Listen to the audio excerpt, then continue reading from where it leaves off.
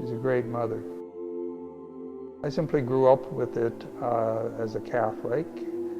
We would have the family rosary in our parish, and it was often in my front living room as people gathered, and so I had that experience. So it's always been a part of me.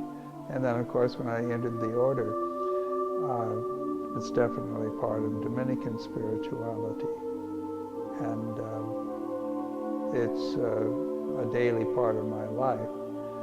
Probably because it is a Marian devotion, and I have always had a very strong devotion to Mary. At the same time, I have to say it's not too devotional in the things that I do. But I find myself during the day often talking to her, praying to her, and so on, as I'm going about my business. And I'm absolutely convinced she's there taking care of me and getting me to accomplish certain things that are seemingly impossible. I feel very strongly about the importance of the inner journey and being aware of what goes on inside and taking time in that way to just be aware and to grow in our awareness of God's presence.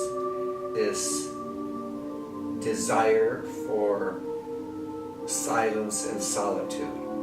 And so it's not so much a question of where, but what.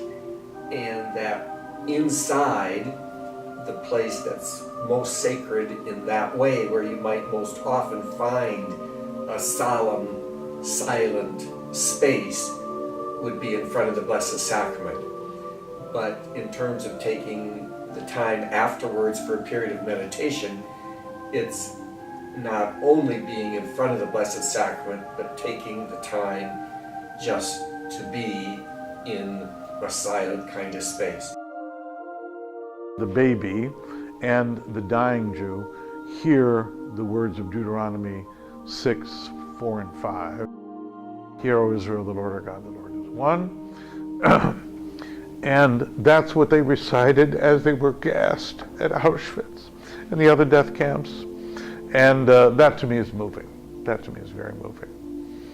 The second story is, I wanted from boyhood, when I learned that Jesus spoke Aramaic, I wanted to learn Aramaic.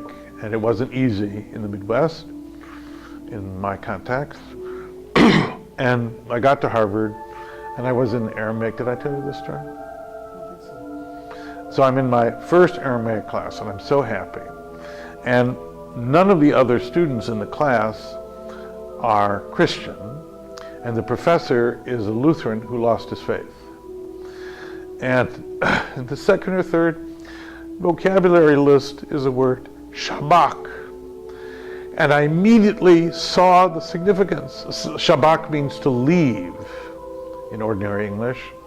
But Jesus on the cross, as he's dying, cries, Eli, Eli, lama sabachthani. My God, why hast thou abandoned me, left me? And there it was. Finally, I got it. So that was very emotional. Yeah. So you could say I touched the hem of his garment, like the woman with a flow of blood. In my years as a priest, I've really valued the interactions with the people of God.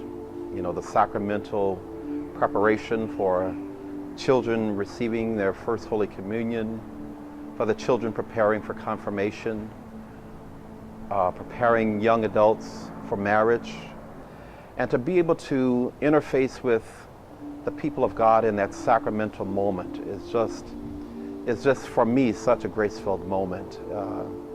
It's an opportunity to enter into that sacrament with them sometimes at their most vulnerable moments, and other times when they're celebrating the joy of that sacrament, you know, for example, First Communion, marriage, and even some of the more depressing or sad occasions, such as celebrating the funeral, the homegoing of particular individuals. Just to find myself immersed in the life of individuals, people who trust me, people who respect me, people who love me, who've allowed me to enter into and to engage them in those special moments of their lives. Those have always held a significant place in my heart, and I really have valued that most of all.